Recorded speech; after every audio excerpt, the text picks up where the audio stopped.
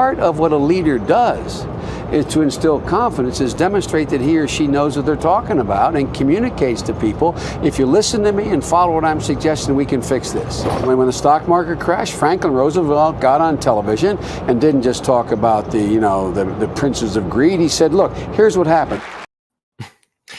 Hey everyone, that is probably a face that many of you are familiar with, but a little bit younger, maybe a little bit more cognizant. But I'm maybe a face that you don't know. I'm Cale. I'm filling in for Ben tonight.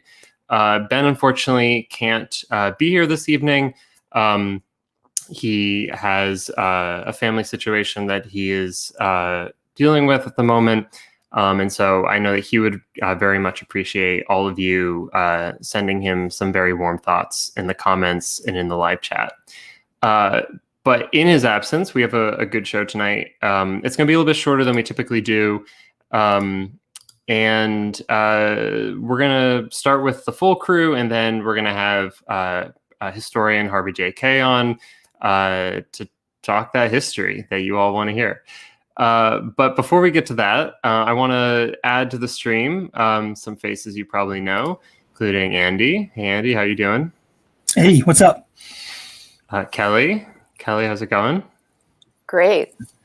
And of course, Harvey. Harvey, how you doing? I can't decide between doing the wave like Kelly did, or did you do this? Deuces. Over in England, that's like. I picked that up in Baltimore. Yeah. Yeah, this is a very American-centric show. Not entirely sure how much of the world exists outside of the U.S. So this is just deuces.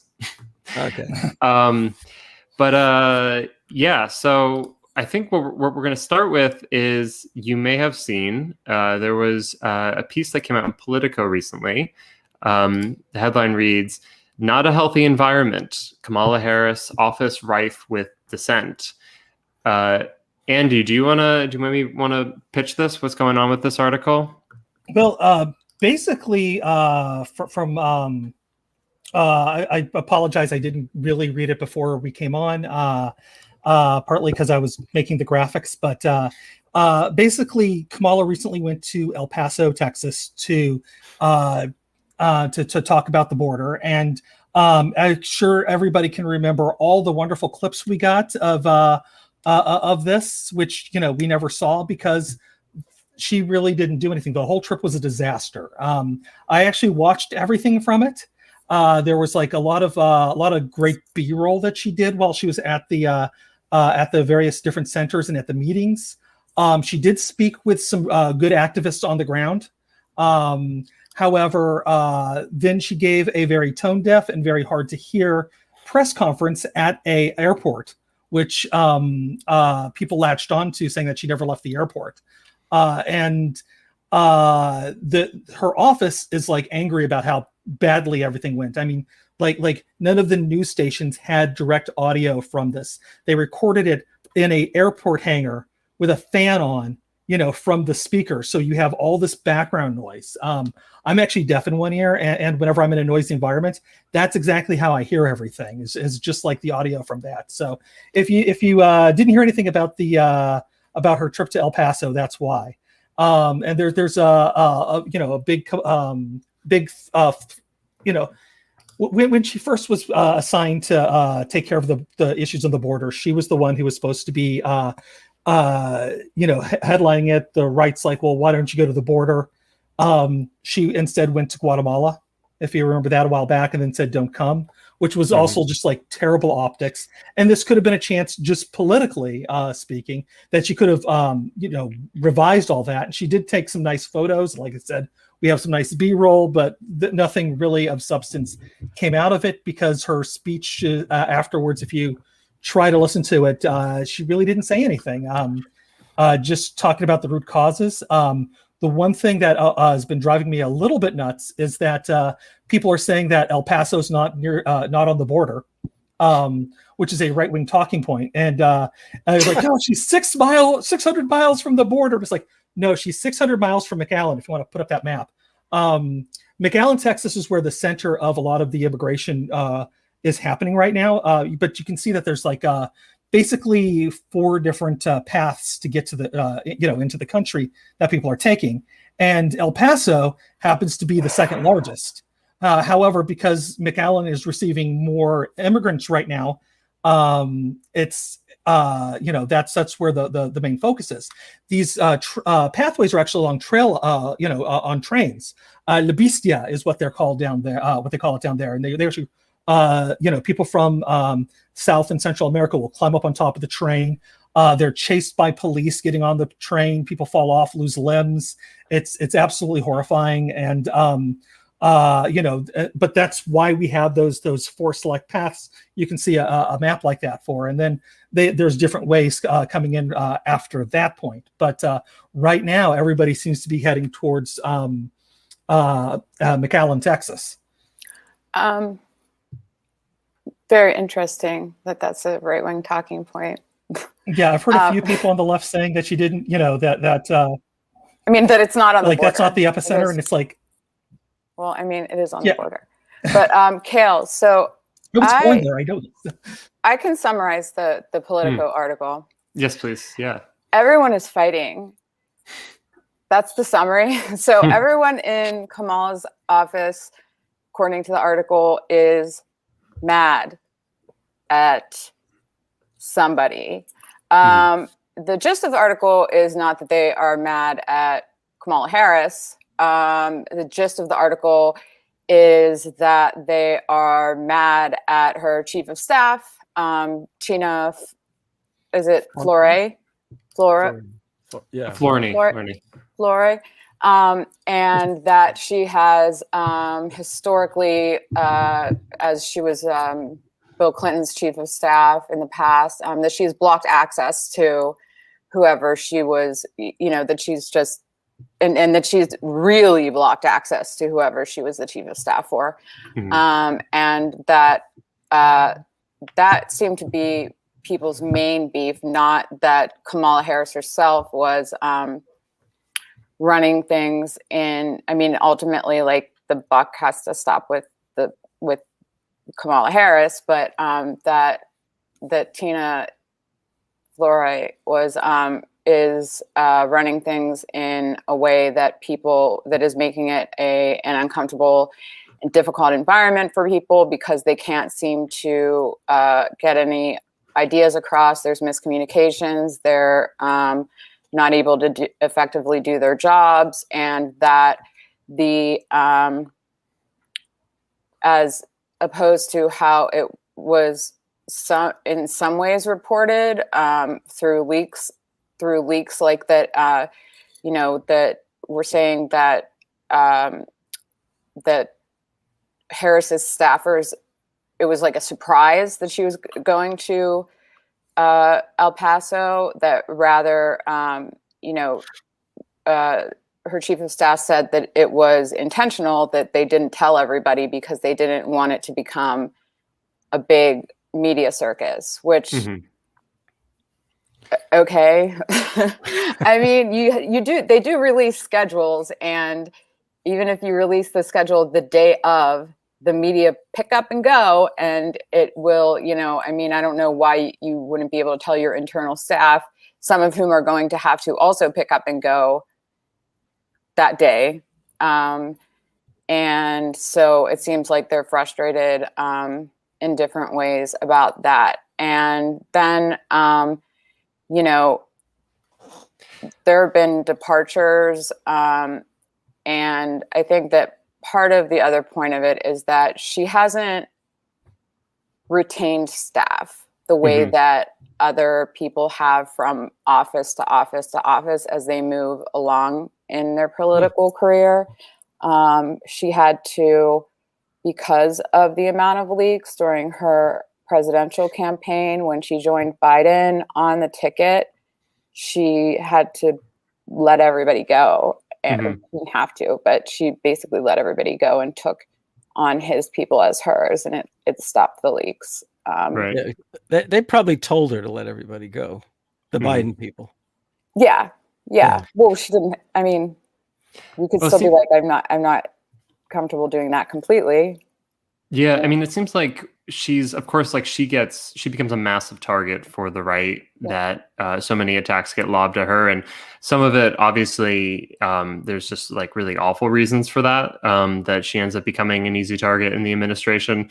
And, for all like the obvious reasons. But I think a lot of it also has to do with the fact that like she constantly steps in this, that like she, like in like this article just being greater confirmation of the fact that like as someone who is responsible for others in an office, it's completely dysfunctional. And this is, of course, Kamala is presumably going to be the person that the Democrats want to put up in the future as like, this will be the heir to the Biden administration. This will be kind of the face of the emerging new Democratic Party, because they think, we can squelch the Bernie side, we can squelch the progressives, or not even squelch, but just we can kind of put them in a box and keep them over here. And then we can get the 60% of the party that is not in that camp to all rally around this person. But she is deeply disliked by, like opinion polls have her like way down in negative numbers. And a lot of it is entirely her own fault, that she can this is just something about her as a person. Like there's something about her personality. It speaks to her as when she was the DA of California. There's this really awful videos of her, boasting about locking up mothers, and I think it's just I feel like she ended up getting lifted into the situation as a front runner candidate originally, and now as vice president, because a lot of corporate interests really like her, and maybe just on paper, maybe they just she checks the right boxes, but otherwise, like she is, and not that, I'm rooting for the corporate Democrats to, have a nice bright future, but they're certainly not going to with Harris. I mean, look, okay. I just have to say this, that I am by no means a fan of Kamala Harris. And I was not a fan of Hillary Clinton, although she is more interesting to me just because she's so blatantly bloodthirsty that it's like, I don't know. Like, I mean, it's absolutely true. Yeah, she's just totally out there. But like, I think there might be something to what you had to say about there's something about her as a person. And I think that thing really might be that she's a woman. And speaking as a woman, you do get into these certain situations where, okay, like you're running an office, and no matter what you do, I mean, like I've had people that worked under me in certain situations. Like, I don't know if you guys know, but I've never been vice president of the United States or anything like that. But, I've had, I know, Andy, I didn't tell you that, but I treated you like that. I'm checking the show notes right now. Yeah. Double check. But I mean, I've had people working under me, and it's like people want you to be their mommy. And it's like, I'm not your mommy. I'm the person that tells you what to do. And like, I don't have to make you feel good about when you do bad things, or that like I happen to have been like overly nice, like, and not like maybe the best like manager in the world at different times, like from being like younger or like whatever. But like they don't, like, people don't, from my personal experience, because I didn't really believe this, like reading about it, you know what I mean? That people's expectations would be, even women, same, women and men, both, that when their boss is a woman, their expectations are just so different of how they're going to be treated. And, with a man, they're just much more deferential. And with a woman, it doesn't really matter how the woman acts. They're just more surprised if the woman is very like, and that's kind of what I liked about Hillary Clinton, because like, if Hillary Clinton was like nice to you, you'd be surprised. That's kind of what I liked about her. Like if she was scared. like, You'd be scared of her, and then if she was nice, you'd be surprised, which is like what I want in a president. Sometimes, it's like you want people to be like kind of a little scared of the person, not like think that they're crazy. The person is crazy and like can't figure out like how to make cereal and stuff like that, like our last president. But like, I really think that like just this whole story, like a story where the whole office is complaining and they're backbiting and they're saying this isn't a comfortable, this isn't a safe zone for me. Like, this isn't I don't feel safe here. That's one of the things in an article that I read. It's like, hi, like you work in DC. It's horrible there. Everyone acts like shit. Like I worked there for a short period of time, and it was at like, I'm not going to say where, but like it totally wasn't even political, and everyone was crazy because it was DC, and like that's what you should expect. And I just kind of get that vibe from like, I don't know, is Joe Biden's office, like, is he going around patting everybody on the head like he's like some nice grandpa or something, or are they expecting it to be shitty, like, long hours, days, because it's the president's office? Yeah, but I think he's not patting them on the head, he's stroking. Yeah. And then sniffing. Right. But can I just I just want to say that she's not the boss of the office, Harris. That's what she has the chief of staff for. Right. Which means that if this article has truth in it, then she needs to fire her chief of staff. Because if Harris gets involved in the minutia of managing an office and managing all these egos, because keep in mind, all these people who got the jobs there, they took the jobs with expectations that either in 2024 or 2028, they're going to be on a presidential campaign. So you can imagine the jockeying. But the fact is that if she's literally reducing herself to running an office, then I know. But even beyond that, I got to say that it was always amazing to me that she ever got chosen to be the vice presidential nominee.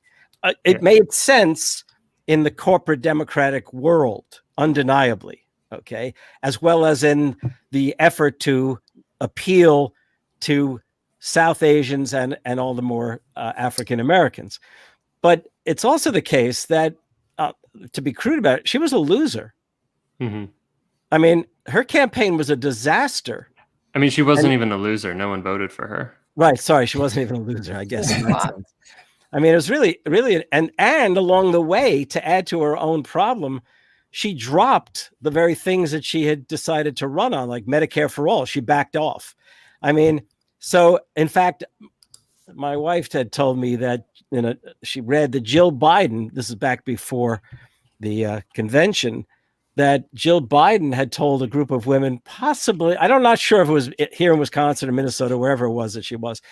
Not my wife wasn't there, but that Biden would never choose Harris because of what she did to him on the debate stage. And then he did. So they did their calculations, but I'm not sure. Does Biden remember? What's that? Does Biden actually remember that what she did to him on the debate stage? Good. That's interesting. Well, can I then? Good, because I have a question. As long as you ask that, did he not say to who was that former NBC or NBC sort of person? Did he say that FDR went on TV? Did he say that? Yeah. Yeah. We got a graphic if you want to see it. Oh, I don't have it on. No. Okay. Okay. I made one. I thought, I don't know. I mean, she won't. If she's the candidate in 2024, then I'm gonna mention something now, which maybe Cale and I will take up in a show sometime. Then Josh Hawley will be the president. Probably. I think. Yeah. One thing See that, Harvey? No. I generally don't predict things right, though I did predict Biden-Harris 18, long time ago as the likely outcome of 2020. Yeah. I mean, I think with Kamala and her staff, I mean, I think to me, the most relevant piece of the whole thing is just kind of like this, like professional milieu, backbiting, careerism. Like that's the world that she comes from. Those are the people that are in that world. That like Biden is like, you know, it's not a defense of Biden, but Biden is like an older generation of Democrats. So like the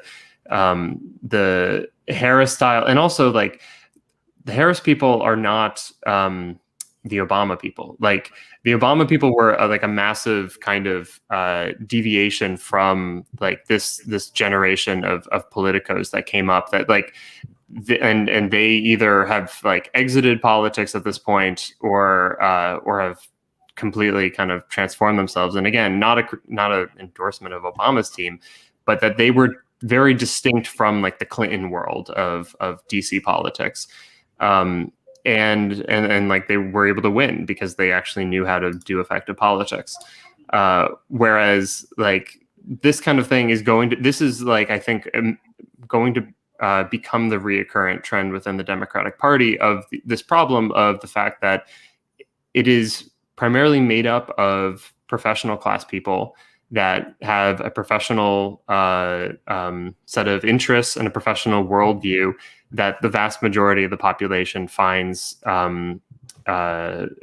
obnoxious. They find it callous. They find it, overly politically correct. It's all these kinds of things. And right or wrong, like that's the political reality that, and I think there is like a lot of that to be, critical of professional people. And I come from the Jackman world. We had Catherine Liu on not too long ago talking about a book that she wrote on the basically it's mostly just a polemic kind of taking down like professional class culture.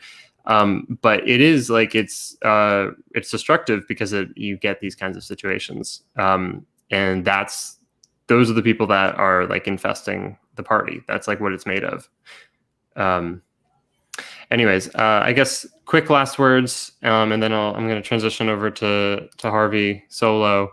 Any last things to throw in there, Andy, Kelly? Just real quickly, there's a great article that came out last month by Kim Tallbear about the commodification of identity, which I think plays something into it, and I don't think necessarily we're the right people to really delve into her essay, but I do want to recommend it. I've posted it in Ben's Discord, so like it's I can share it around. I think I posted on my Twitter a few weeks ago when I first read it, but I'll be happy to make sure everybody else gets to see it too, because I think that's another piece that it's hard to discuss about because we're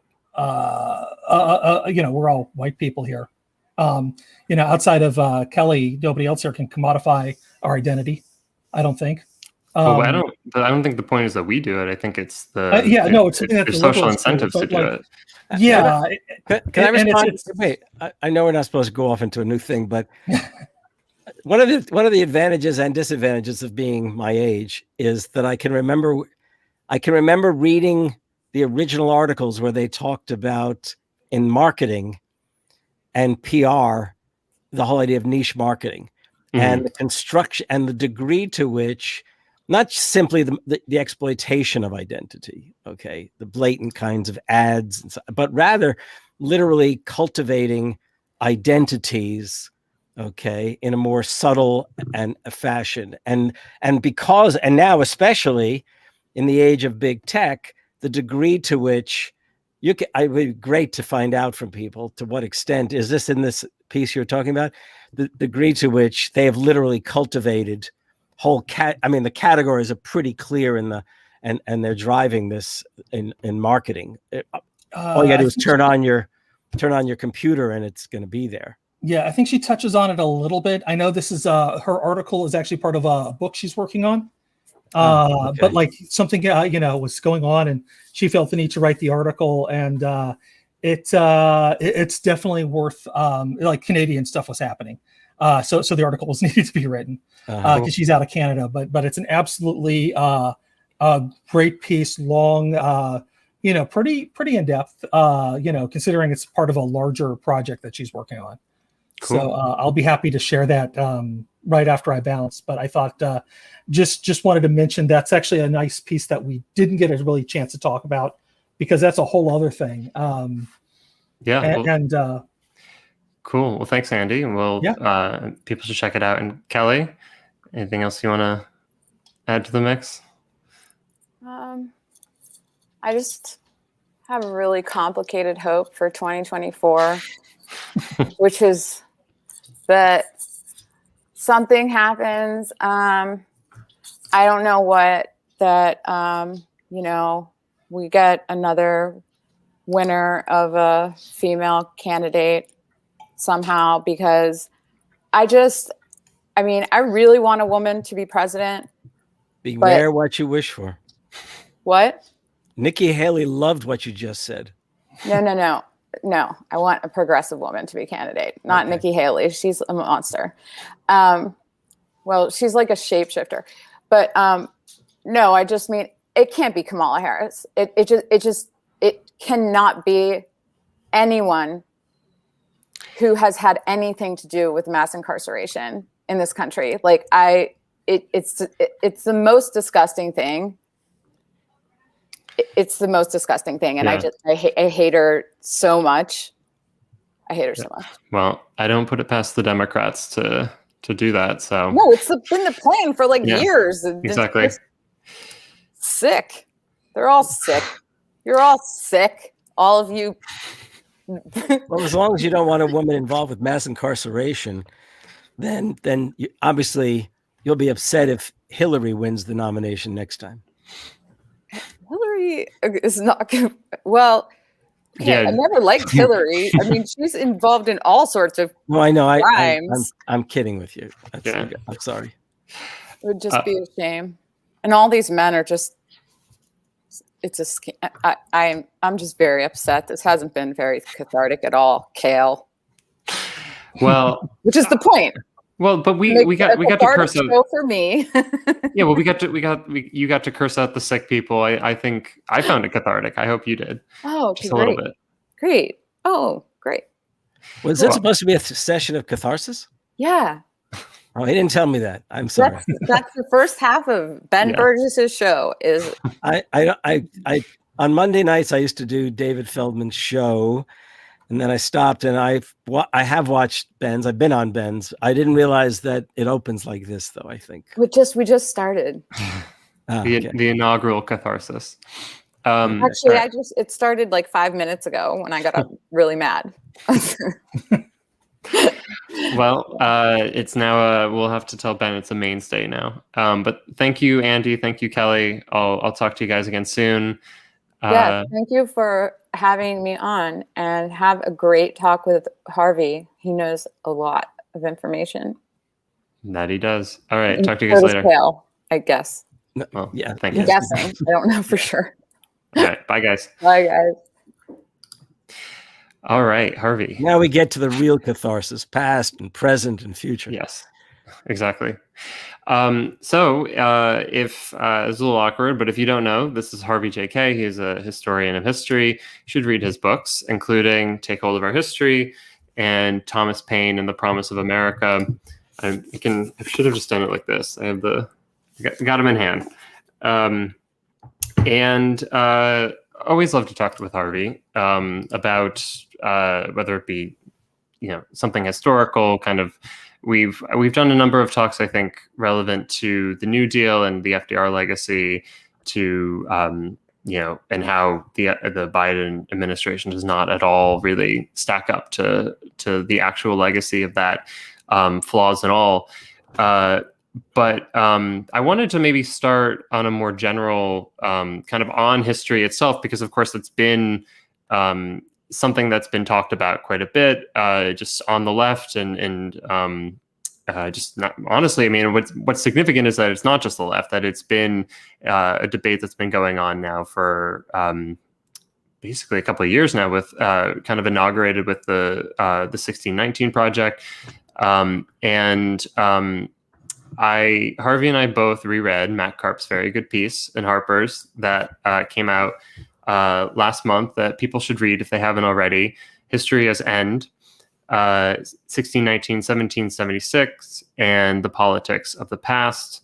And it covers a lot of terrain, both trying to understand how conservatives understand history, especially right now, how conservative understandings of history have morphed over time, but then also kind of how liberals understand history right now, and what purpose history serves. So maybe we should lay out, Harvey, to the best of our ability, like, what does history mean for conservatives? What does history mean for liberals? And what does history mean for the left? Okay, so for conservatives, this is characteristic going way back in American history. And let's use the word the past instead of history for a moment. Okay, the past was that which was to be defended, protected. Keep in mind that whenever conservatives, and for that matter liberals, talked about the past in whatever way they did, they had a particular construction of it that they were advancing.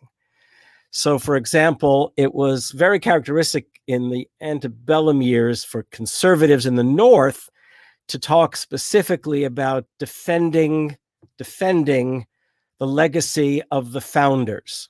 You don't mess with it. And understand, they didn't do it simply because of their reverence for the founders. They also did it because they knew damn well how militant forces were beginning to threaten the stability that had seemingly come to prevail. So you had the working men's parties in the 1820s and 30s. You had the beginnings of the feminist movement in the 1830s in its frustration with its role in the abolitionist movement, which itself represented a threat because the stability of the Union was being challenged by the abolitionists. Some of the abolitionists were willing to literally separate from the South. William Lloyd Garrison, the most famous of them. So when conservatives, prominent figures, the professional class and the property of their day, and I'm thinking right now of New England, spoke of defending the past, they meant the legacy of the founders, and they were prepared literally to dismiss those movements as having nothing to offer to American progress. Okay. And I'll also add, the best example I can give you is, now that people remember my Thomas Paine affections, is that it's those very people who did everything in their power to suppress the memory of Thomas Paine. They would even often stick in lines, and even as they were trying to suppress it, they would stick in lines to sort of, refer to these forces that had been unleashed in the early 19th century as all because of the likes of folks like Thomas Paine. Now, I'm not kidding when I say about the militancy of the time. There was a historian whose name I'm forgetting. This goes back maybe 70 years, and she did a really fascinating book where she really looked at the social movements of the first half of the 19th century. And she actually said something to like, this was an age of militant democracy. Okay. And there were others who looked back and said that America was so promising because of these forces that were emerging. So for conservatives, it was always a case of reverence to the past. And when they spoke of the founders, they talked about them as if they were divinely inspired. Okay. That kind of thing. I mean, by the way, and then if I jump well ahead, because there's no need to tell the whole story of conservatives' use and abuse in the past, let's come all the way forward to the likes of Ronald Reagan. And Ronald Reagan is probably the most masterful conservative ever when it comes to constructing a past that might be appealing at a time of crisis. A past, like he's the one who actually coined the expression, the slogan, "Make America Great Again." That was his 1980 campaign slogan that then Trump plagiarized. Okay. So again, for them, it was a matter of the founders. Now, it's also the case that you get someone who's, what term we would apply to him, it's hard to say.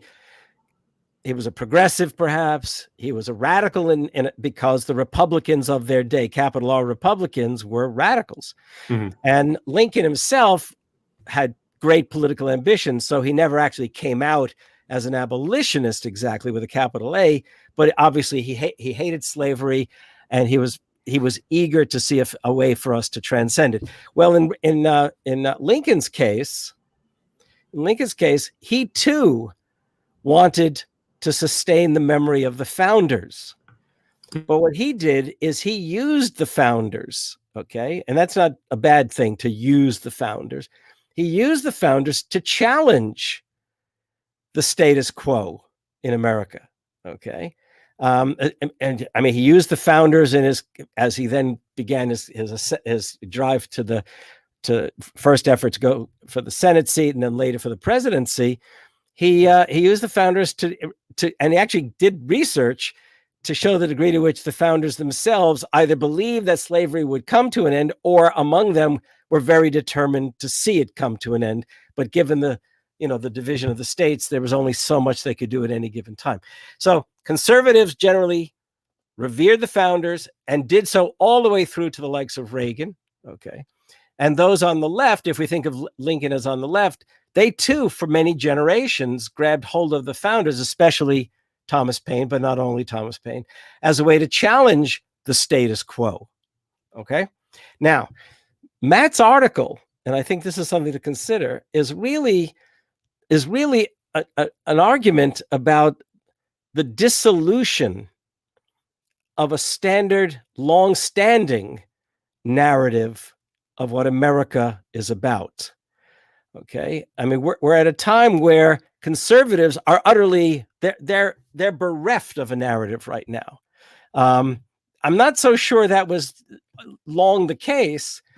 I think Trump and the folks who've now, sort of mastered the Republican Party, they have become the party of Dixie in many ways.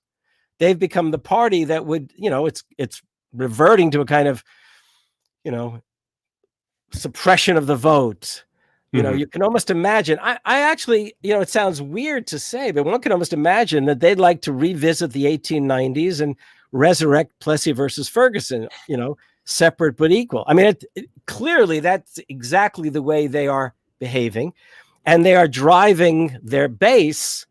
I mean, Matt notes in the article that the appeal of the old Confederacy, the lost cause, is reduced nationally. But in terms of those who are the most, the kinds of folks who invaded the Capitol back in January, the kinds of folks who are so eager to deny any validity to even the pandemic, these folks, they see themselves as, they wrap themselves not in the American flag, however much they may try, but they wrap themselves in the stars and bars, not the stars and stripes. Right. So conservatives are kind of in trouble. Now, sorry, I'm going on a bit. Do you want me to jump to the liberals so we can? Well, I just wanted to maybe share a couple thoughts on conservatives, and then we can. This is probably better to kind of sit with each one a little longer and then move on.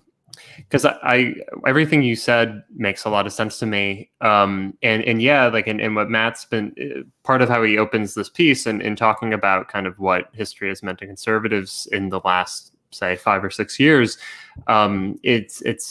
There's no more. They're not really interested in getting a certain historiography right. They're not really interested in, is this in fact the correct order of things? Did this happen here at this time? Was this the intention? There's been kind of this just this mushing of, he cites this example of Trump mentioning that Andrew Jackson he said, I don't remember. Trump had said something about Andrew Jackson's thoughts on the Civil War, which, of course, to anyone who's familiar with the 19th century, Andrew Jackson did not. He was not president, certainly during the Civil War, and I'm fairly certain he was not alive during the Civil War. Yeah, he was dead. Yes. So, but it doesn't matter because it's not the project is not trying to get history right for the right. I think it's twofold, right? Because of course the right wing there's different elements that make up the right. Because in America, political parties and political ideologies don't cut horizontally; they cut vertically, meaning rich people and poor people stuck kind of within the right, rich people and poor people stuck within the left, liberals. And so for the rich, I mean, I think part of what he's saying is that, it's to it's the massive gains that have been won through, say, the civil rights movement and other kind of social progressive movements and aspirations, that it's really, it's not possible for people for like the vast majority of people. Obviously there's exceptions, we all know what the exceptions are, but the vast majority of people, are, I think, in America, both are against racism and certainly wouldn't call themselves a racist. That there has been, in fact, kind of a social, there has been social progress in how people understand each other. I was on one of these shows with Ben last week talking about the fact that, as far as like the developed world goes, the US actually has far more progressive views on immigration than a lot of European countries do, for instance. Yes. And there's reasons why, and you should watch that other video that I did with Nando and Ben on that for the argument, because I don't want to go into it now, but the point being is that the kind of the wealthy, the powerful on the right, it seems like they have just kind of given up on history, that they don't really have a use for it in a real sense, like history as actual, what actually happened. They certainly have use for myth, of course, but they've always had use for myth. But I think for working people, so much of like the manifestations we've seen on the right over the last, again, let's say 5 or 6 years, things like QAnon, for instance, it's just, to me, it's so obvious that it's instantiations of the fact that people are like utterly powerless, that people are in situations where they have almost no control over their lives anymore. And you get these really horrific right-wing variants of it, where if you can't control anything else, you're going to try to control your family. And so sometimes that means protecting your family, but other times that means dominating your family. And you get this kind of tribalism, you get xenophobia, nationalism, and then you also get it's very convenient to then say a conspiracy theory is the explanation for this, or I can go online and I can say something because it's ostensibly democratic in the sense that anyone can say anything, even though obviously it's completely controlled by corporations interested in making money. But people can go online and they can accumulate a following, and people say, well, there's all these people that want to listen to me online. That has to count for something. And that's their means of trying to have some kind of control over their lives. But it's in actuality, like, working people and a lot of middle-class people have far less control over how they spend the majority of their waking lives today than they did, say, 50, 60 years ago. That it has just been this massive domination of the ruling class. And now history is basically just, when it's invoked, it's just kind of like, it's like an amnesia that there once was something better. I once had dreams. I once had aspirations. There once was a promise of something, and now it's hard to really get a sense of where it's all gone. And that's where Make America Great makes a lot of sense for a right winger, because I don't know when it was great, but at one point things were better, but things right now are bad. So we should go back to the good times. And that's all history ends up becoming at this point, I think, for certainly for the right. But yeah, and by the way, I chose a mug especially for the occasion. Here, wait, we can blow us up. American Epics. Okay, Thomas Hart Benton, does that name mean anything to you? No. It's okay if it doesn't. Right. He was a major artist in the 20s and 30s. Actually, he's descended from, it's a Missouri family. He was descended from Thomas Hart Benton, who was a U.S. senator. I believe that was his name. Anyhow, and he also got involved in Hollywood, and his work was very much attached to the idea of American. And I was thinking about that, and I won't leave our subject. And I was thinking how once upon a time, an artist could create an image, person, a cohort, or an image of the landscape that would give one a sense of what America was about and might become. Mm-hmm. however flawed it might be, however much it might have been, you know, a Caucasian view of things. The point is but today I've been struggling to think of art that could transcend and enable Americans to see themselves without chastising them. Okay. Mm-hmm. Well, now let me come back to the conservatives.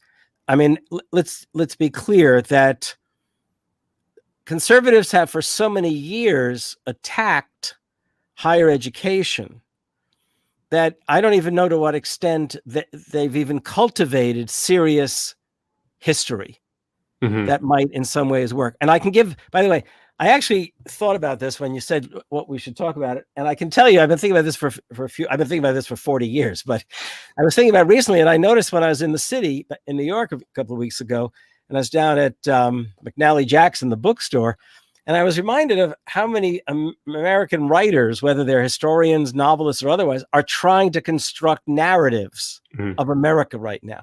So, I mean, I came across this thing. I'm not promoting anyone's book. I haven't even read it yet. The Sum of Our Dreams. It's like a 1-volume synthesis of American history that's clearly intended to make an argument. Matt Karp refers to the same thing that we've all been sort of banging our heads against the wall over. John Meacham's The Soul of America. Talk about emptiness. Okay. I mean, utterly empty. And sadly, and then of course, then there was the sort of liberal left effort, These Truths by Jill Lepore, which I can't say I've read the whole thing. I don't like long books unless they're written by British Marxists, okay, or American Marxists for that matter. But what I'm getting at is that this is the book list that you don't buy, by the way, just so everyone's clear. This is not. We'll do recommendations later. This is don't buy these. Yeah, ones. right. So what I'm getting at is that I do think whether we're talking in terms of the politics, we haven't even discussed liberals just yet, but we'll move into that. Whether we're talking at the political level, because all politicians try to speak in some way to connect themselves to a narrative of America. Okay. But it's really tough. Conservatives can't do it right now because they've literally claimed that they're the ones who are being persecuted. Right. Okay. So historians are trying their best to come up with the narrative. Politicians are going back and forth. They don't know what. It's like chickens with their heads cut off kind of thing. The folks who are without a narrative that you were just referring to, they will reach for a more intimate narrative, right? Whether it be family, which, one hopes they can defend their families against the kinds of onslaughts that are taking place, or on a larger scale, be it, the church they go to or the ethnic group they belong to, or, whatever.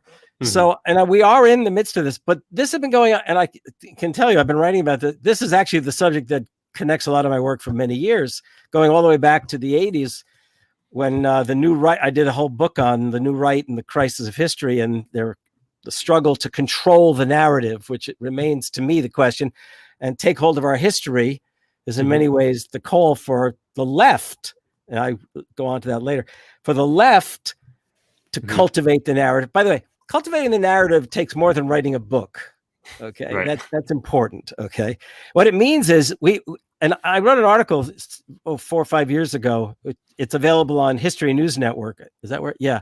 Where I said it was time for the left, and I meant historians and activists of the left, to start cultivating the narrative within the movements that were emerging. I mean, right? But I'll leave that for a moment so we can deal with the liberals. The problem with liberals is that for a long time they had a narrative. And I'm not talking about the narrative that FDR proposed. FDR's narrative was more radical than the narrative we think of usually with liberals. But the liberal narrative had a kind of built-in progressive momentum. And it didn't, and it's the story I think Matt refers to it, where basically there's inequality and injustices and all of that. But in fact, groups mobilized and in essence, they transcended the inequality and the injustices. Somehow the promise of America became all the more real to more people, which, by the way, in itself is a good thing. The problem was that liberals also generally did not talk about the fact that you can't celebrate the victories, because the victories will be followed by, if you like, you had Civil War and Reconstruction, and then you had the age of Jim Crow and the Bourbon regimes in the South. We had the New Deal and the victories over fascism in World War II, and we got McCarthyism and basically driving out of real left voices from American public life. You see where I hope I'm making my point. Okay. So liberals themselves in the 70s had almost nothing to say in the wake of the 60s as the right began its ascendance. They had nothing to say because coming out of the 70s, they had literally, the left in a broadest sense, had divided into liberals and the left, and the forces that would be considered on the left, they splintered. That's when the term identity politics emerges. Okay. Right. And labor was viewed as, in some ways, the antagonist because it represented the old left, right? Right. So it took a while for the left to become more aware of ourselves, you might say, because of course labor is now not white, okay, right, and never was actually white itself. But the point is, it's decidedly diverse, and okay. So, but liberals literally ran from the past. They ran from the past because they had no answer to the conservatives who offered the founders, okay, and the Declaration, and then why did they run? Because further to the left, ethnic identity groups were demanding justice for generation upon generation of what they viewed as, slavery, discrimination, segregation, and so on. Women were demanding okay. And when liberals look back, if God forbid they should have mentioned the name of some figure from the past, they would have been jumped. Even Lincoln has become a target in many ways.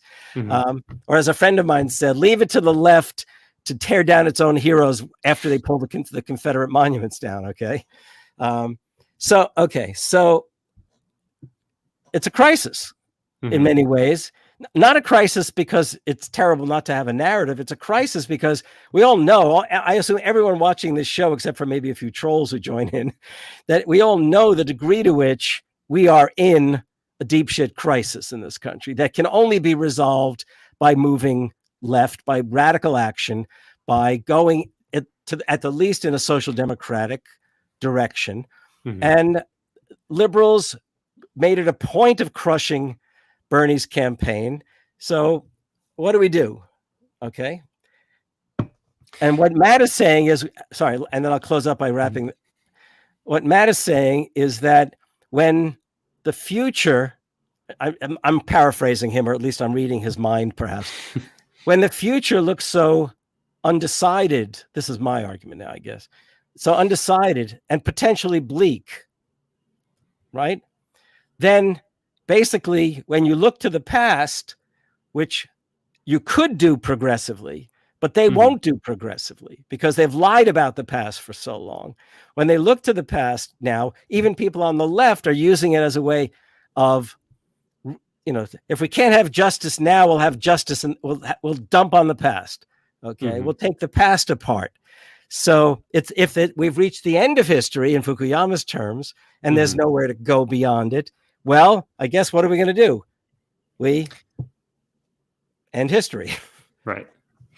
I mean, so much of what liberalism is about, of course, is it's the focus is on the individual and the individual's rights, and so much of like a liberal history looking back to how was an individual wronged, or how was of course like liberals, it's not solely at the level of individuals, but they understand things in terms of those things that are understood individually. So things, so of course identity politics becomes like the that's just like kind of part and parcel with liberalism today, of understanding the world through identity categories, many of which obviously many come through the actual real relationships and bonds of real communities and people, but just as many of them are created through markets of, market categorization of consumer pockets or whatever. And so many, like, what does it mean to be, a gay person? What does it mean to be a Black person? What does it mean to be a woman?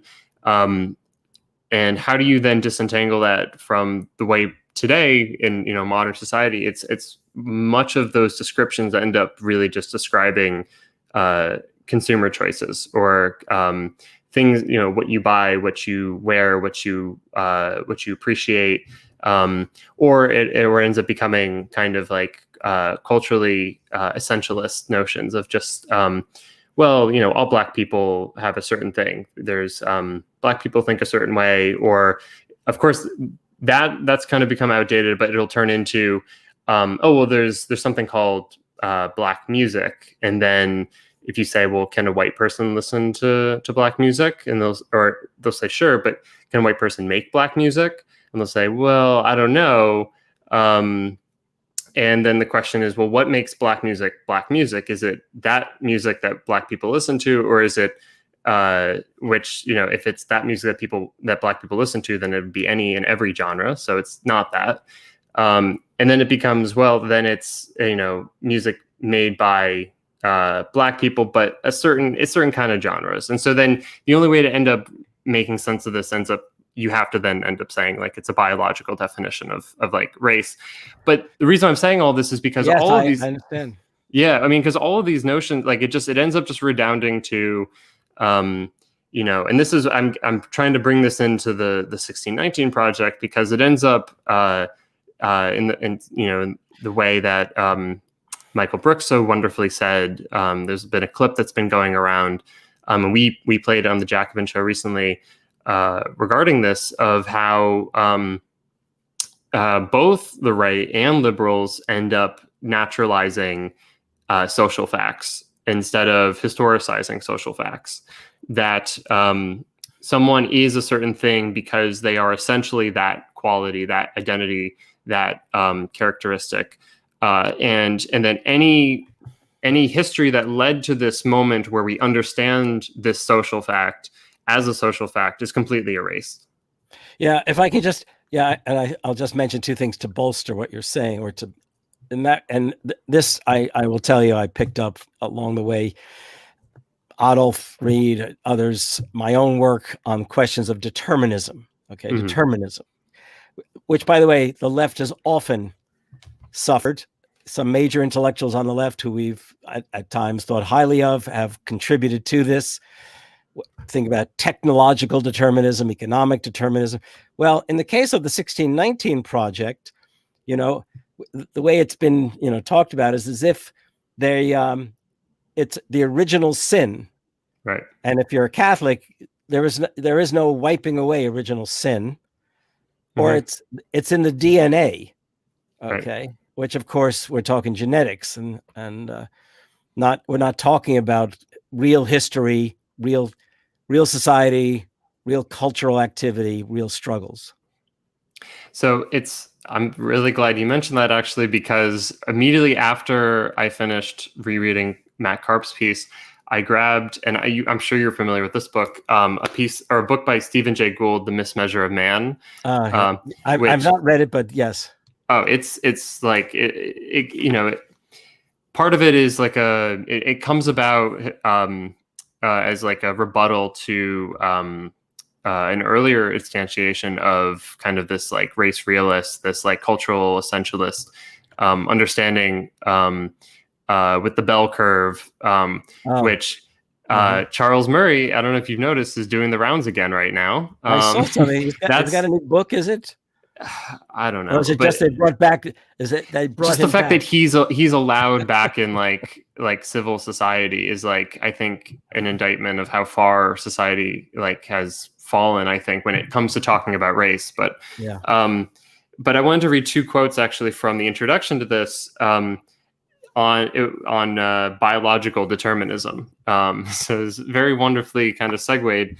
But he says that biological determinism is, in its essence, a theory of limits. It takes the current status of groups as a measure of where they should and must be, even while it allows some rare individuals to rise as a consequence of their fortunate biology. And then he says later on, we inhabit a world of human differences and predilections, but the extrapolation of these facts to theories of rigid limits is an ideology.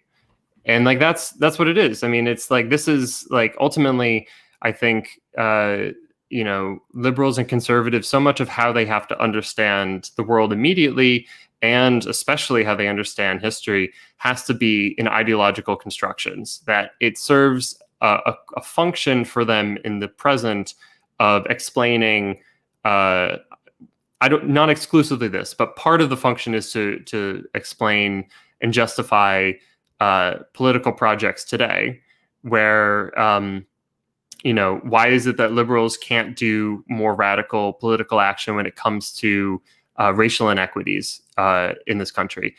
Well, there's just something about a white person's psyche where they are just essentially racist. Or a black person is essentially a certain, they have a certain mindset. And so that these two mindsets can never deal with one another. They're necessarily antagonistic. And then the social facts of inequality, the obvious real social, it's like when you look at housing, healthcare, job markets, when you look at basically who owns what resources in the US and elsewhere, obviously there's inequities. And then it's solidified, it's made natural by saying that these things are necessarily so because of a certain aspect of human nature, or a certain aspect of I guess just human nature, or they say that race is like a necessarily natural phenomena, basically, that white people necessarily are racist, or so. Yep. Yeah. This whole thing about determinism, for years I told my students that sometimes determinism can be so effective, what it becomes known as second nature, that we just take it for granted. So it was like in the ancient world, there was a biological determinism, and which continued all the way through into the modern age, obviously, as a way of thinking. There was the theological determinism. Of course, God made it so. Right. There's the sort of economic determinism, which everyone wants to believe. Read anyone who's not a Marxist in a textbook when they refer to Marx, and they'll tell you he was an economic determinist. By the way, Gerald Cohen, who was fascinating. I don't know if he's still around or not, but no, he unfortunately passed away. I think about 10 years ago. That's what I thought, but I didn't want to say that unless I was absolutely sure. His was technological determinism, and which was not a helpful thing for the left at all. Sorry if you admired the work. I'm telling you, it's technological determinism. I do admire the work, and obviously, I think you're right. But I think it's more complex than that. It's funny. I'm going to, on Wednesday, on the Jacobin show, I'm going to do a segment on historical materialism and Marx's theory of history. Basically saying, because it's a show on kind of scientific socialism, and saying, Marx's theory of history is not, in fact, technological deterministic. I don't, because I think Cohen's book is a reconstruction of what Marx's argument is, and I think he's creating a correct reconstruction of Marx's argument. But I don't think either of them are properly technological determinists, or they're not determinists when it comes to technology, because don't forget Engels simplified Marx. Yeah, but with Cohen, he's looking at the preface to the Critique of Political Economy, and this is the whole the relations fetter the forces, but the forces end up determining what the relations are. But the forces aren't just technology. It includes much more than that. But I'll try to do it in like non-nerdy terms. You and I should take that up sometime at length. But all I can tell you is that my place to start is the manifesto. I don't think Cohen is correct, in the sense that I don't think Marx is correct in his theory of historical materialism. I think he has an overly deterministic theory, but it's a total. We can. Okay, well, I'm going to tell everyone now to watch out in the fall, the reissuance of my book, The British Marxist Historians, which offers I think, and I'm not offering it, I'm interpreting the work of the British Marxists. I think they radically transformed or restored the value of class struggle to the heart of what Marxism is about, and a reconceptualization in many ways of what we would think of as social relations of production. Well, so maybe, okay, so this is a good segue then to like, what does history mean to the left exactly? This is actually, I want your thoughts, but I've been having an ongoing discussion with a friend of mine who's very smart. I would say smarter than me. And he must be smart. What can I say? But we've been having this discussion of like, what is the use of history to left politics, and like specifically because we both read a lot of history, but we have, I think, slightly different. We take away different things. So I guess I wanted your answer first, as an actual historian. And on the left, what is the use of history for the left? Maybe it might sound kind of like an obvious, simple question, but okay. If we on the left, well, the socialist left, or the Marxist left, believe that the history of all hitherto existing societies is the history of class struggle, right? If that's the case, then we can better appreciate the answer to this question. Are you ready? Yeah, hit me. Right. Why do ruling classes fear history? And by the way, if people ever come to doubt the value of history, just remember the ones who value history the most because they fear it the most have always been ruling classes. Ask yourselves, why is it that the rulers, the folks who are usually in the driver's seat, are so determined to suppress, efface, and when possible, appropriate the stories that we would value the most, but in doing so, completely drain them of their radical content? Well, because look, if you have no narrative, then you don't have a politics. Okay, and what I mean by that is history, memory, narrative give us a sense of what is possible. Okay, and one thing, and by the way, in that regard, I'm gonna say something, and people can get pissed at me. I do this all the time.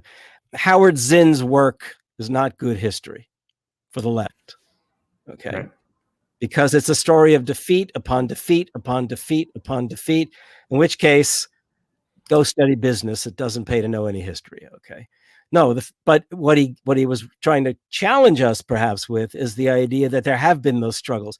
What he fails to appreciate is that even in defeat at times, the struggles make a difference. So for example, let's take, crudely put, take the Bernie campaign. Are we going to say that because Bernie didn't make it to the presidency, we haven't seen a change on the liberal left side? No, I mean, that would be foolish. Well, so let's think about what history is to the left. The struggles need a memory. They need a narrative. Now, you can always treat history as entertainment, if you like, but that's a decidedly non-left understanding of it. It's that history is if you like, it's the memory, it's the encouragement, it's the inspiration, and it's the warning as well. Okay, and what we need to remember is that there was a struggle. Look, Matt Karp's work on slavery, on Civil War I think is the best right now. Okay. There was a struggle. It was a revolution of the left. Okay.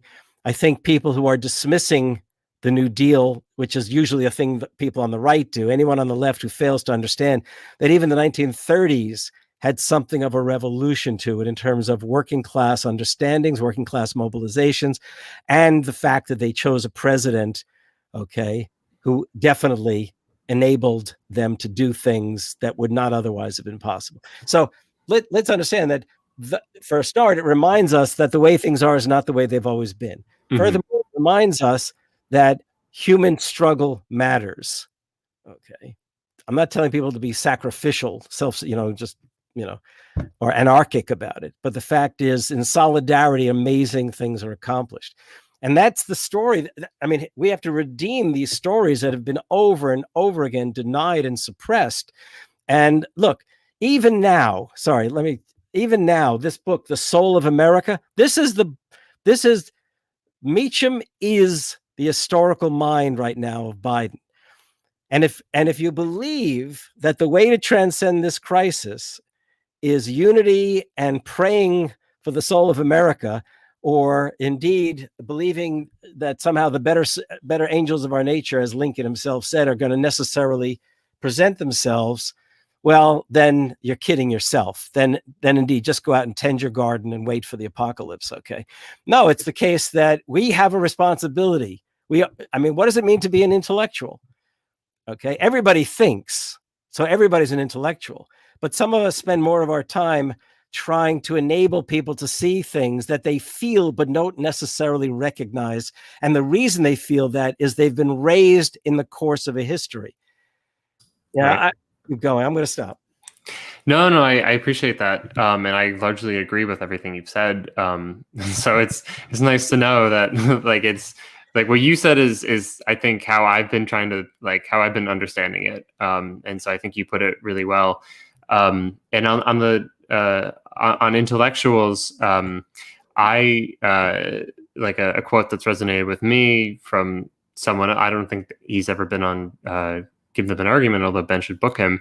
That someone that I'm close to, Vivek Chibber, kind of put it really pithily of saying that the role of intellectuals is to make the complex simple, and so many intellectuals obviously don't do that. Like that it's kind of an evasion of kind of at least what a left public intellectual is supposed to be. That spending their time trying to understand the world and the past and kind of theoretical conceptions and trying to put it into a way that then becomes actually socially useful for others.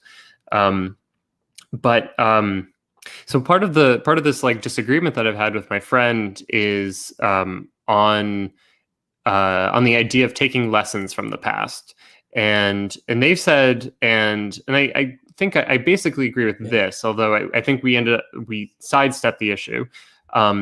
That we don't want to take like just hard lessons from the past in the sense that this person this political project did this, they pursued this goal, they came up against these obstacles and they failed or they succeeded, and then we go, oh well, if we do this political project we pursued in this way, then we will in fact succeed or we will in fact fail.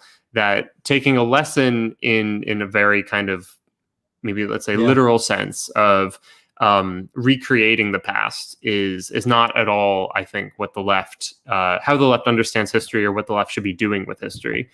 It seems like it's more that we end up we end up building our conceptions of the world through history as almost like experiments, I think. But sorry, I cut you off. No, I cut you off. I'm going to tell you a story and then I'll explain why I'm telling it.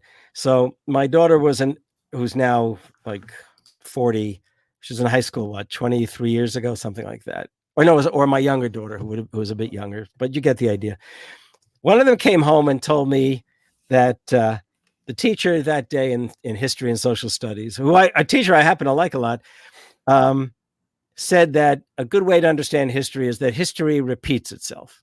And I just exploded. Okay. And I went in to talk to him and I explained to him that why bother to teach history if it's just going to repeat itself? Hell, you might as well just sit around and wait for it to happen all over again. Right. Right. I mean, I know it sounds silly, but that's it. But if you think you're 15 and you hear that, if that isn't going to put you off history as having any real meaning and purpose, it's going to drive you to the most individualistic of behaviors, at least as I see it. Okay, so he asked me, why do we teach history? I mean, don't we want to prepare people for these things? And I said, look, history doesn't repeat itself. You know, Twain said it rhymes. And that's true. We have a language, and we talk about revolutions. Is the American Revolution the same as the French Revolution or the Chinese and the Russian? But we have, right? We call them revolutions. But what it is that we can't draw lessons from. We can't draw lessons that tell us exactly what to do. Right. But it ought to inform our own thinking as we make sense of the world. So there are lessons I draw, but they don't tell me what to do. So, for example, I mean, you've heard me say this before. I think this is true of Paine. I also think it was true of Marx, and Paine's success should attest to it. And that is, Paine always said, people used to say, you know, Paine was no genius, but he wrote the kinds of things that Locke and others had said, which, by the way, he went well beyond Locke and others. Yeah, it's a pretty high bar for genius then. Yeah, right. But what made Paine truly an historical genius, to my mind, is that he really did see the world about him, and he saw the possibilities that prevailed in them, and he saw the degree to which people were actually were carriers of ideas and aspirations. And so as an intellectual, his task was to articulate what he saw in their lives in a shared sense to enable them to see what they might yet accomplish. So we study history in part for our own intellectual inspiration, also to realize, as I said, look, I used to tell my students, because I had to come up with something, I said, look, we study history for the purpose of critique. Okay, we can grab onto ideas of the past, like the arguments of Paine, the arguments of Marx, the struggles of labor, the struggles of slaves, and so on, and we can throw them at the present.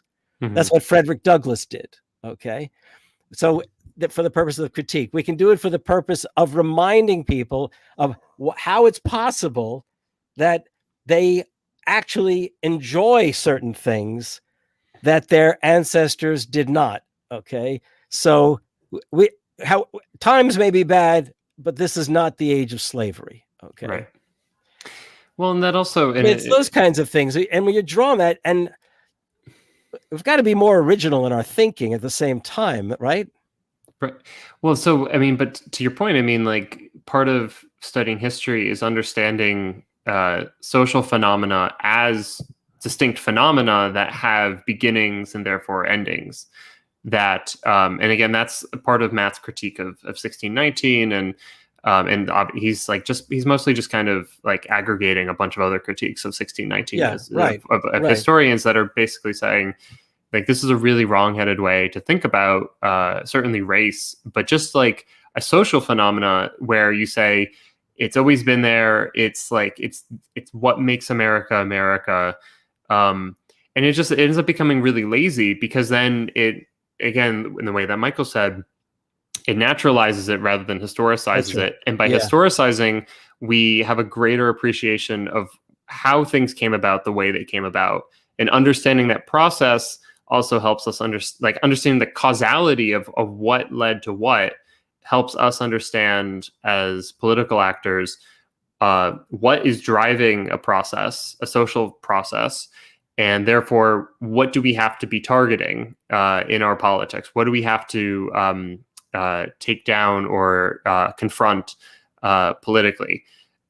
Because, if you think that, for instance, exploitation, oppression, domination, all of these, like, really the most horrific aspects of social life, if you think that they are something that people learn that you have to be like culturally initiated into this process, and that's what creates them, then the only thing that you should do in order to get rid of them is just teach people to unlearn them or to think a different way. Right.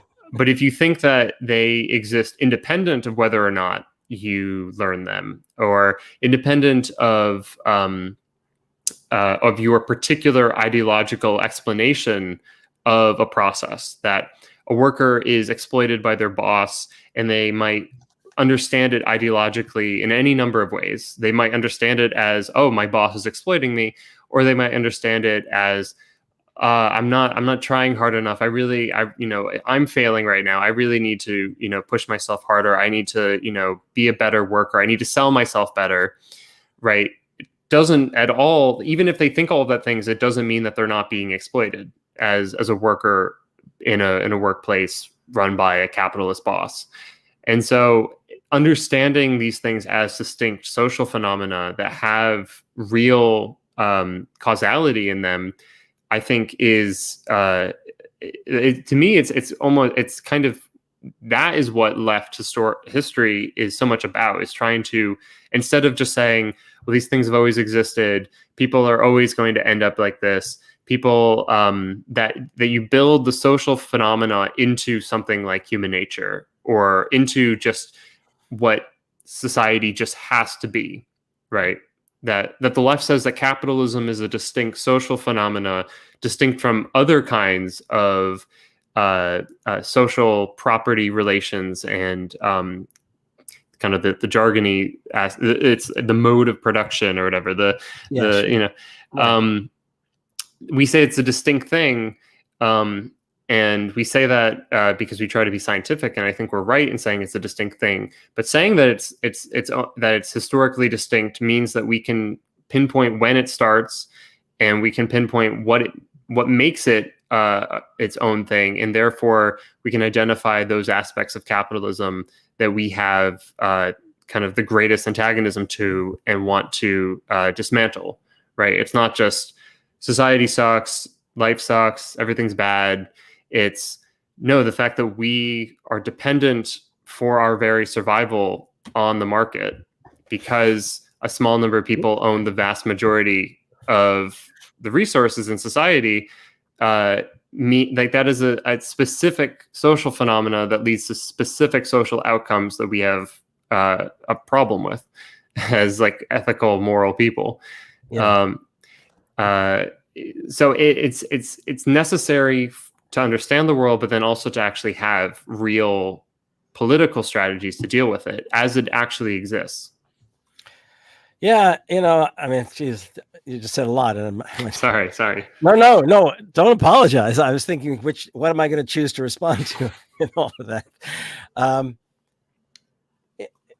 don't know if this helps or not, but I never really understood the term. By the way, I'm going way back in my own lifetime to, and I don't think I ever properly understood the term resistance.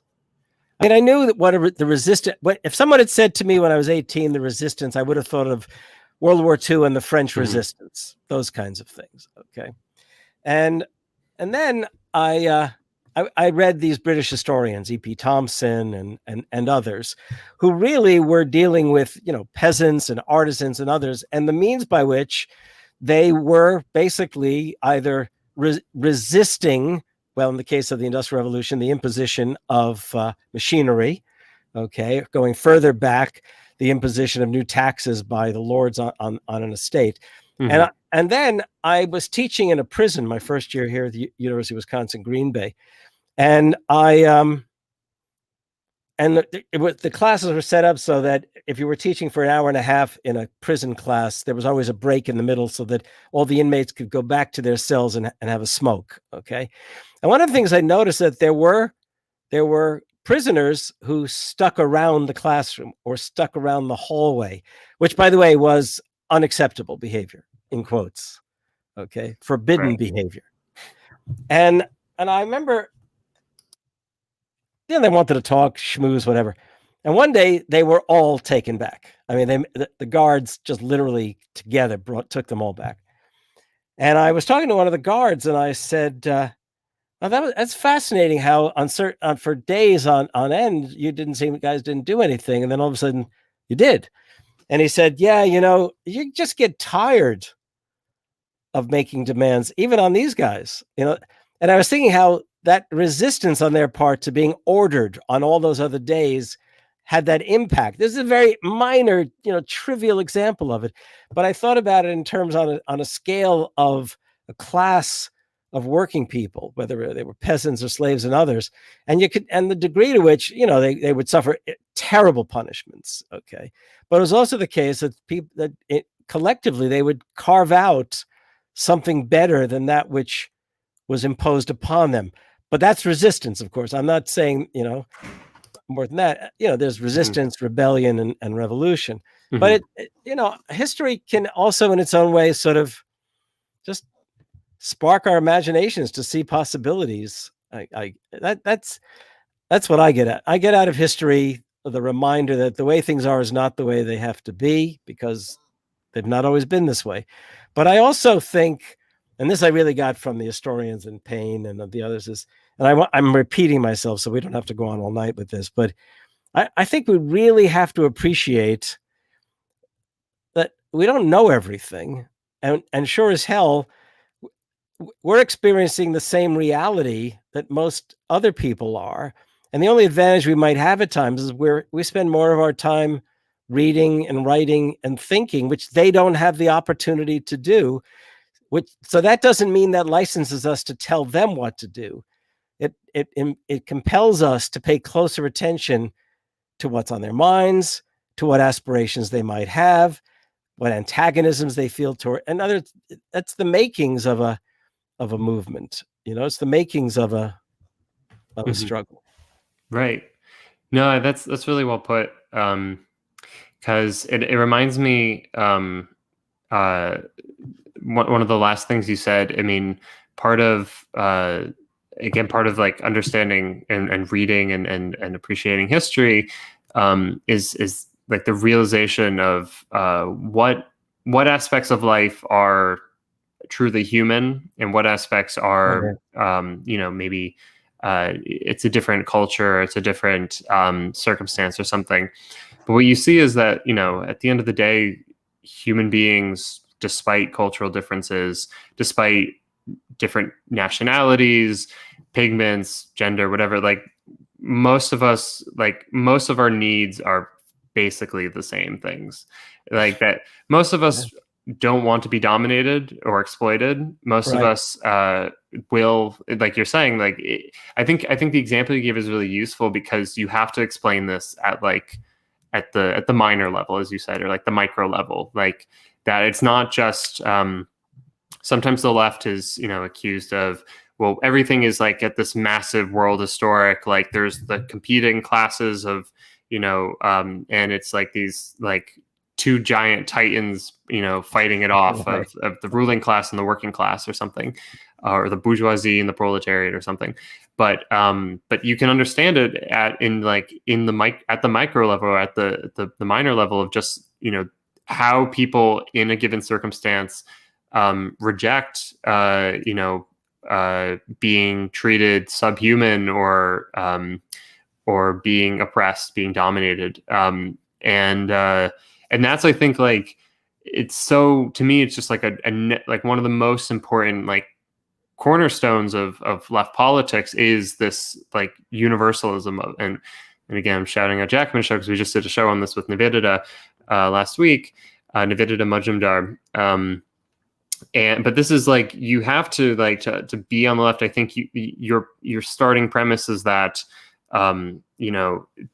despite cultural differences, despite all these like obvious differences that we spend so much time thinking about, that we are in fact human beings that have a human nature and certain human needs, and that's part of, I think it's correct. I think you can scientifically show that, but I think it's also like necessary for any kind of emancipatory political project to think that human beings actually can get along despite these differences, and it's a political project to overcome the differences rather than concretize them, make them more real than they already are. Well, that they appear to be.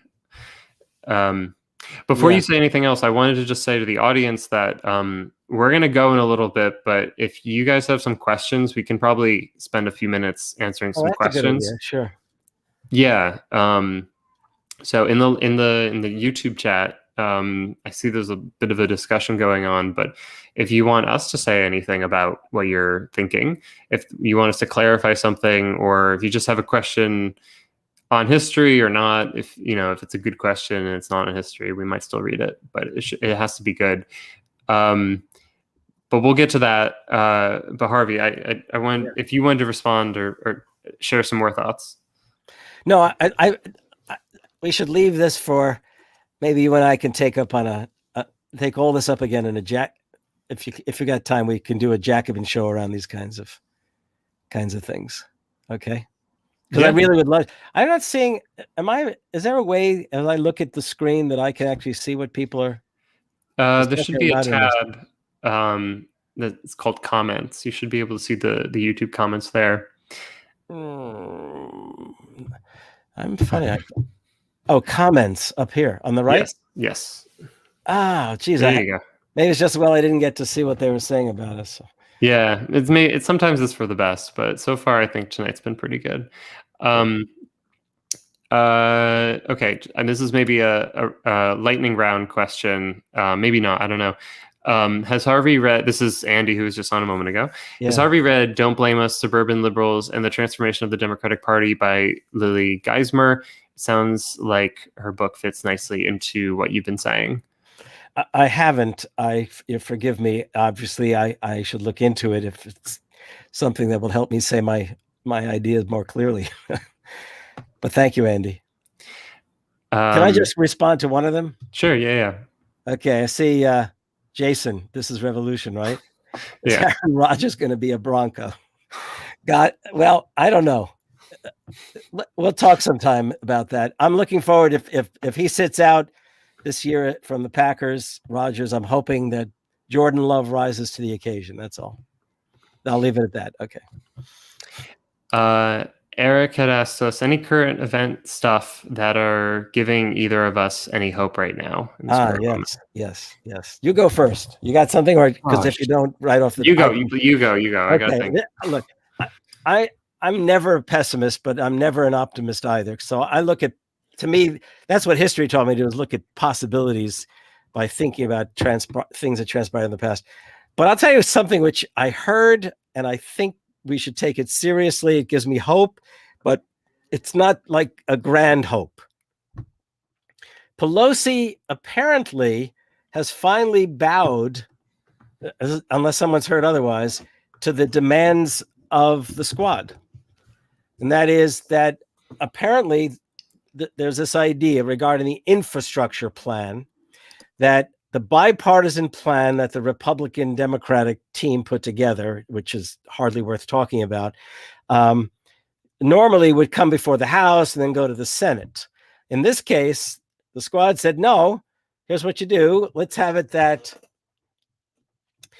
we hold the bipartisan plan to go in tandem with the much larger infrastructure plan, and that if they don't pass the reconciliation plan for the infrastructure, then we're not going to vote to pass the bipartisan plan. In other words, this is the first time I think there's real evidence that the squad has made itself heard. And I don't think we've been hearing a lot about that in the media, but that's I heard that from a couple of DC sources. So that gives me a little bit of hope. And I'll explain how important it is. If we can't get the For the People Act and the PRO Act, we desperately need a massive infrastructure plan, not simply for the infrastructure needs that we have, but also, and this is where the left, somehow we have got to figure out, by way of the congressional left, the labor movement, and ourselves in whatever capacities we can act, we have got to remind the Biden team that once they get that infrastructure plan passed, he must act with executive orders so that anyone receiving income pay by way of the infrastructure plan is guaranteed health care, guaranteed at least a $15 minimum wage, and guaranteed collective bargaining rights. I mean, that can be done with the executive orders. Now, if a Republican's elected in 2024, he can undo all those orders. But you've got to give people rights for them to feel like they have to defend the rights, because in the meantime, they don't know if it's worth fighting for them in light of the state of the Congress itself. That's just my thinking on that. That gives me hope. The thing that gives me hope that I think is actually complementary to what Harvey just said. It's actually something that we recently covered, not this past weekend, but the weekend before on Weekends, the other Jackman show we do with. And Nando did a segment on this, which is that the Teamsters recently just had their convention, and the more progressive reform elements within the Teamsters. It's a coalition. They successfully got a number of reforms through that TDU has been fighting for a long time. And there's extensive, and again, you should watch that segment on that. But to me, it's important. And sorry, there's someone in the hall. I don't know what's going on. New York life. To me, it's important, of course, because my politics, how I understand my politics is that a necessary, not just a necessary, like the spearhead of left politics is going to be a revived labor movement. And over the last few years, we've seen teacher strikes, we've seen teachers become more militant. We've seen increasing nurses strikes and more militant nurses, and I think the third ingredient, the trifecta to get things moving again in American labor is logistics, which the Teamsters are kind of at the heart of, and part of that's with UPS, part of that's also with Amazon. So that's what I think. It's going to be some combination of these unions and these workers, that certainly not the extent of like the revitalization of the labor movement, but it'll be an important kind of triplet to get the ball rolling. And so the reform slate hasn't taken leadership. There's an election later this year that people should be paying attention to. But things after this convention look good, so I'll leave it at that. I like that one. So, and then that's the whole thing of having the labor movement on the one hand, militant and fighting on behalf of its members. It's working people fighting for their interests through unions, and then progressive politicians in office that can then work off of one another. This is like anytime where social democratic politics has truly been effective in the 20th century, at the turn of the century into the 20th century, it's been this combination.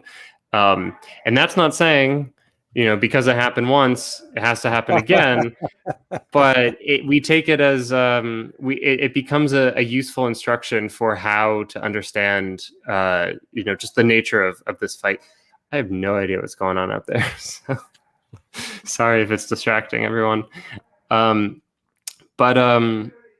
Anyways, perhaps maybe that's a good spot to leave it, actually. if you don't mind. I'll just respond to one of them, if it's okay. Pranay, am I pronouncing that properly? Says, I hope they block all Manchin's bills until he's powerless. That's true, but I can tell you, if you go back 5 months, maybe 4 months, Manchin was ready for a $4 trillion infrastructure plan. So let's see how he tries to wheedle his way out of this, because we've now discovered that he and the other corporate Democrats, aligned with any number of Republicans, are more than prepared to go big on infrastructure as long as there's no Green New Deal attached to it. So let's see how that works out. Okay, that's something to follow. Okay, that sounds good. we'll leave it there. People should become a patron. Go to patreon.com/Ben Burgis. There will be another show later in the week that you can catch. So I recommend you do that. I believe Ben interviewed Branko Martisic. I hope I didn't mess that up. He's a Jacobin staff writer. We were just speaking with him on weekends recently. He's like one of the smartest political commentators there is. So if you want more Branko, you should subscribe and check out Ben's interview. And on that note, I think we'll leave it. So thanks to everyone watching. Thank you, Harvey. Thank you, Cale. It was nice to see you again. Always nice to see you. We'll probably be speaking again soon. So I hope so. All right, everyone. Have a good night. And all right, bye, Harvey.